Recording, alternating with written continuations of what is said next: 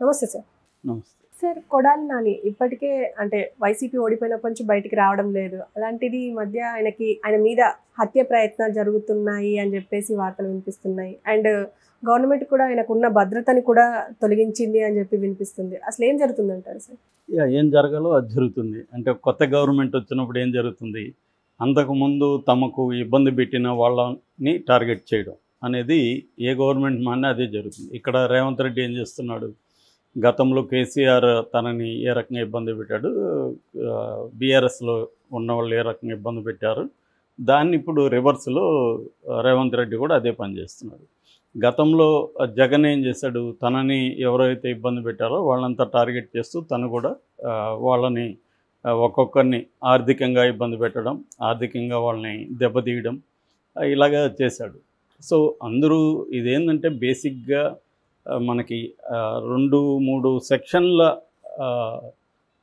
కులాలు కావచ్చు లేకపోతే వర్గాలు కావచ్చు వీళ్ళే పరిపాలిస్తుంటారు. వీళ్ళు ఒకరు వచ్చినప్పుడు ఇంకొక సెక్షన్కి చెందిన వాళ్ళని ప్రతీకారం తీర్చుకుంటారు. ఇది ఎప్పటి నుంచో వస్తున్న వ్యవహారమే. మామూలుగా ముందు నుంచి కూడా కమ్మాస్ డామినెంట్ బిజినెస్ కమ్యూనిటీ ఆంధ్రప్రదేశ్లో. ఎందుకంటే వాళ్ళు, నేను ఇంతకుముందు కూడా ఒక వీడియోలో చెప్పాను, హిస్టారిక్గా తీసుకున్నప్పుడు వాళ్ళు జమీందారులుగా ల్యాండెడ్ జెంట్రీ అంటారు వాళ్ళని, ల్యాండ్ ఓనర్స్గా ఉన్నప్పుడు బ్రిటిష్ వాళ్ళు ఒక 2 పరిణామాలు జరిగాయి. ఒకటేమో సర్ ఆర్థర్ కాటన్ ప్రాజెక్ట్స్ కట్టడం, దానివల్ల వాటర్ అనేది ఈజీగా అవైలబిలిటీ పెరిగింది అగ్రికల్చర్ ల్యాండ్కి. దాని తర్వాత కార్న్వాలిస్ ఒక రైతువారీ సిస్టమ్ని ఇంట్రడ్యూస్ చేశాడు. అంటే అప్పటి వరకు ఏంటంటే భూమి మీద ఏ పంట పండిస్తే ఆ పంటకి ట్యాక్స్ కట్టాలి. భూమి ఖచ్చితంగా కొలిచి దాని ఓనర్ ఎవరు, ఈ డిస్క్రిమినేషన్ ఉండేది కాదు అప్పట్లో. కార్న్వాలిస్ ఏం చేస్తుంటే భూమిని కొలిసి దీని ఓనర్ ఎవరిని ఫిక్స్ చేసి ఆ పర్టికులర్ ల్యాండ్ నీకు 10 ఎకరాలు ఉంటే 10 ఎకరాలకు నువ్వు ట్యాక్స్ కట్టాలి, పంట ఏదైనా పండించుకో. ఈ సిస్టమ్ వచ్చింది. వాటర్ సోర్స్ వచ్చింది. అప్పుడు ఏం చేశారంటే కమర్షియల్ క్రాప్స్ ఇంట్రడ్యూస్ చేశారు పెద్ద ఎత్తున. సో దానివల్ల కమర్షియల్ క్రాప్స్ ఎప్పుడైతే వచ్చాయో దానికి ట్రేడింగ్ అవసరమైంది. ఆ కమర్షియల్ క్రాప్స్ని మార్కెట్ అవసరమైంది. మార్కెట్కి టౌన్స్లోకి రావాల్సి వచ్చింది. అలాగే కమ్మాస్ ఆల్రెడీ దాంట్లో ఉన్నారు, వాళ్ళకి ఆపర్చునిటీ వచ్చింది, వాటర్ వచ్చింది, ల్యాండ్ ఫిక్స్డ్ ఇది వచ్చింది, పంటలు కమర్షియల్ క్రాప్స్ ఇంట్రడ్యూస్ చేశారు. దాంతో వాళ్ళు టౌన్స్లోకి రావడం మొదలుపెట్టారు. వాళ్ళ పిల్లల్ని మంచి స్కూల్స్లో చదివించడం. వాళ్ళకి ఏంటంటే ఈ ట్రేడింగ్లోకి కూడా వాళ్ళు ఎంటర్ అయ్యాడు. ట్రేడింగ్తో పాటు అగ్రో బేస్డ్ ఇండస్ట్రీస్, చెరుకు ఫ్యాక్టరీలు కావచ్చు, ఎరువులు కర్మాగారాలు కావచ్చు, వీటి అగ్రో బేస్డ్ ఇండస్ట్రీలకు కూడా వీళ్ళు వచ్చారు. ఎప్పుడైతే దాంట్లోంచి మిగిలి వచ్చిందో వాళ్ళకి ఆటోమేటిక్గా అర్బన్ బేస్డ్ యాక్టివిటీస్ ఏవైతే ఉంటాయి, ఫర్ ఎగ్జాంపుల్ సినిమా ప్రొడ్యూసర్లుగా కూడా తొలినాళ్ళు వాళ్ళే వచ్చారు. సో ఇలాగా కమ్మ సెక్షన్ అనేది వ్యాపారంలోకి బలంగా ప్రవేశించింది. రెడ్డీస్ ఏమో ప్రధానంగా చెన్నై ఇటువంటి ఏరియాల్లో రైల్వే కాంట్రాక్టర్స్ ఇలాంటి పనులు వాళ్ళు ఉన్నారు. సో దీంట్లో ఇదేమైందంటే వీళ్ళకి ఇప్పుడు ఎప్పుడైనా కూడా ఒక కులం, డామినెంట్ కులం ఆర్థికంగా ఎదుగుతున్నప్పుడు వాళ్ళకి పొలిటికల్గా కూడా ఒక వ్యవహారం కావాలి. అలాగా తొలినాళ్ళలో వీళ్ళందరూ కమ్యూనిస్టులుగా ఉన్నారు. అందుకని మనకి తొలినాళ్ళలో చూస్తే ఎక్కువ కమ్యూనిస్టులు ఉంటారు, తర్వాత రెడ్లు కూడా ఉంటారు. అందుకని ఇప్పటికి కూడా కామ్రెడ్డి అంటే అర్థం కమ్మారెడ్డి అని అంటుంటారు. సో నేను కామ్రెడ్డి సరదాగా అంటే కమ్మారెడ్డి అని కలిసి. సో ఇలాగా కమ్మారెడ్డిలే ప్రధానంగా కమ్యూనిస్టులుగా కూడా మనకి ఉన్నారు. సో దీంట్లో నుంచి ఈ ఇద్దరి మధ్య పవర్ ఇది అనేది, ఫస్ట్లో రెడ్లంతా కాంగ్రెస్లో, కమ్మాస్ అంతా కూడా కమ్యూనిస్టులో ఉన్నారు. సో అది సరిపోలేదు వాళ్ళకి, కమ్యూనిజం వీక్ అయింది. దాంతో వాళ్ళకి ఒక సపరేట్ పార్టీ కావాల్సి వచ్చింది. ఆ పార్టీని సహజంగా ఎన్టీ రామారావు కమ్మ ఐకాన్ ఆయన. సో అలాగా ఎన్టీ రామారావు ఆధ్వర్యంలో కమ్మాస్ అంతా ఆర్గనైజ్ చేసి పార్టీ పెట్టుకున్నారు. అప్పటి నుంచి ఈ 2 వర్గాల మధ్య గ్రామాల్లో కావచ్చు, రాష్ట్ర వ్యాప్తంగా గొడవలు ఉన్నాయి. ఇది బ్రాడ్గా చెప్తున్నాను.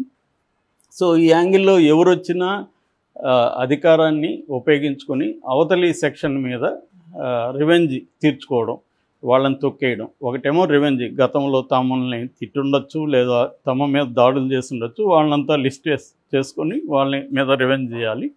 రెండవదేమో ఈ సెక్షన్ని ఎదగకుండా మళ్ళీ చేయాలంటే ఇప్పుడు తొక్కేస్తే మనం కంటిన్యూస్గా పవర్లో ఉండొచ్చు. ఈ 2 ప్రయోజనాల రీత్యా ఈ సెక్షన్లు ఆంధ్రప్రదేశ్లో కొట్టుకుంటున్నారు. పవర్ కూడా వాళ్ళ చేతిలో ఉంది. ఇప్పుడు కాపుస్ యాడ్ అయ్యారు. ఇక్కడ కాపుస్ కూడా ఆర్థికంగా బలమైన వర్గంగా వాళ్ళు వచ్చారు.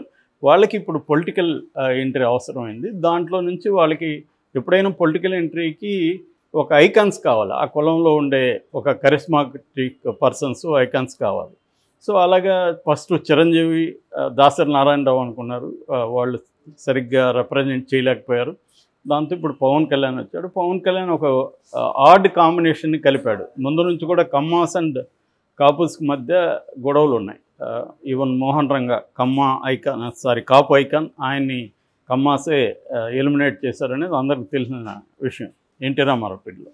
అప్పటి నుంచి కూడా కమ్మా కాపుకి మధ్య ఘర్షణలు ఉన్నాయి. దీన్ని ఆర్గనైజ్ చేయగలిగారు చంద్రబాబు అండ్ పవన్ కళ్యాణ్ కలిసి. దాని తర్వాత బీసీలని కూడా ఇప్పుడు సిఎస్డిఎస్ అండ్ లోకనీతి పోస్ట్ పోల్ సర్వేలో కూడా బీసీలు కాపులు ఈ సోషల్ కాంబినేషన్ ఏదైతే ఉందో ఇది ప్రధానంగా కూటమి గెలుపు కారణం అనేది వాళ్ళు పోస్ట్ పోల్ అనాలిసిస్లో కూడా హిందూ పేపర్లో 4 రోజుల ముందు వాళ్ళు ప్రకటించారు. సో క్లియర్గా ఈ పోస్ట్ పోల్ ఏదైతే ఉందో అది. సో ఇలాగా ఈ కాంటెక్స్లో ఇప్పుడు ఏంటంటే జగన్ వైపు ఎవరెవరు స్ట్రాంగ్గా ఉండి తమను అటాక్ చేశారో, మాటల ద్వారా కావచ్చు, చేతల ద్వారా కావచ్చు, వాళ్ళని వీళ్ళు అటాక్ చేయడం అనేది స్టార్ట్ అయింది. ఈ క్రమంలో ఫస్ట్ జరిగేది ఏంటంటే జగన్ వైపు ఉండి ఒక ప్రెడామినెంట్గా తమను మాటల ద్వారా అటాక్ చేసింది ఎవరు? గుడివాడ నాని. పైగా అదేదంటారు, ఇంకా కోపం ఎందుకు ఉంటుందని తమవాడు అతను, కమ్మ అతను, వీళ్ళిద్దరి మీద ఎక్కువ కోపం ఉంటుంది. అంటే మొన్నప్పుడు నాగబాబు ట్వీట్ ఉంది కదా, నువ్వు మాతో ఉన్నవాడు శత్రువులకు ఉపయోగపడితే మావాడైనా నువ్వు ఆ ఎనిమే అని. అలాగా మన క్యాంపులో ఉండాల్సిన వాడు మనకు ద్రోహం చేసిన అవతలవాడి క్యాంపులోకి వెళ్ళి మనల్ని అటాక్ చేస్తున్నాడు. జగన్ కూడా వీళ్ళిద్దరిని ముందు పెట్టి అటాక్ చేయించాడు. ఇది మరింత కోపానికి కారణం. అంటే నువ్వు మనవాడు ఉండి మనకు ద్రోహం చేసినట్టుగా ఫీల్ అవుతారు. ఎవరికమ్మ ద్రోహం చేసినట్టుగా నాని, వంశీ ఫీల్ అవుతారు. వాళ్ళు కూడా ముఖ్యంగా కొడాలి నాని చాలా తీవ్రంగా దాని ఏమంటే అన్పార్లమెంటరీ లాంగ్వేజ్ అంటారు కదా, అలాగా మాట్లాడాడు. అవన్నీ అనవసరం కూడా అతను. కానీ అతను ఆ రిమోట్లోకి వెళ్ళాడు, ఆ మోడల్లోకి వెళ్ళాడు, అలా మాట్లాడడం మొదలుపెట్టాడు. ఇప్పుడు అతని మీద ప్రతీకారం తీర్చుకోవడానికి వీళ్ళు ఏం చేశారంటే ఫస్ట్ స్టెప్ సెక్యూరిటీ తీసేయడం. ఇది కూడా ఒక రెగ్యులర్ ప్యాటర్న్. మనం కానీ గమనిస్తే ఎవరినైనా ఎనిమి మీద అటాక్ చేయాలనుకున్నా ముందు సెక్యూరిటీ తీసేస్తారు. ఎప్పుడైనా ఎందుకంటే నేను మూమెంట్లో పనిచేస్తే కాబట్టి నాకు తెలుసు, ఒకరిని అటాక్ చేయాలంటే ఏమేమి చూస్తాం అంటే వాళ్ళకి పోలీస్ ప్రొటెక్షన్ ఉందా లేదా చూస్తాం. పోలీస్ ప్రొటెక్షన్ ఉంటే కొద్దిగా డిఫికల్ట్ అటాక్ చేయడం. ఎందుకంటే పోలీసులకి ఏమైనా జరిగితే మొత్తం పోలీస్ వ్యవస్థ అంతా కూడా మనకి యాంటీ అవుతారు. అందుకని పోలీసులకి దెబ్బ తగలకుండా ఇతన్ని దెబ్బ కొట్టాలి. అది వెరీ డిఫికల్ట్ థింగ్ అనమాట. ఇప్పుడు నయీం మెథడ్స్ కూడా నేను రీసెర్చ్ చేసినప్పుడు కూడా నయీం చూస్తే, నయీం అందరికీ ఎప్పుడు ఎవరిని చంపాలనుకున్నా వాళ్ళ టీమ్స్ చెప్పేది ఏమంటే పోలీసులకి చిన్న గాయం కూడా జరగకూడదు అనేది క్లియర్గా అతను చెప్తాడు. ఒకవేళ ఫెయిల్ అయినా పర్లేదు, మీరు వచ్చేసేయండి, కానీ పోలీసులకి జరగకూడదు. అలాగా అందుకని పోలీసులు ఉంటే అతని మీద అటాక్ కష్టం కాబట్టి, సో నానిని ఖచ్చితంగా వీళ్ళు ఫిజికల్ అటాక్ చేస్తారు. అది హత్యాయత్నమా చేస్తారా లేకపోతే మామూలుగా ఫిజికల్గా అటాక్ చేసి వదిలేస్తారా అనేది తెలియదు. కానీ దాంట్లో ఫస్ట్ చర్య ఏంటంటే అతని ఇంటి దగ్గర భద్రత తీసేశారు, వ్యక్తిగతంగా పర్సనల్ సెక్యూరిటీని కూడా తీసేశారు. దానికి వీళ్ళు ఏదో కారణం చెప్పారు, మేము మాజీలకి అందరికి తీసేస్తున్నామని.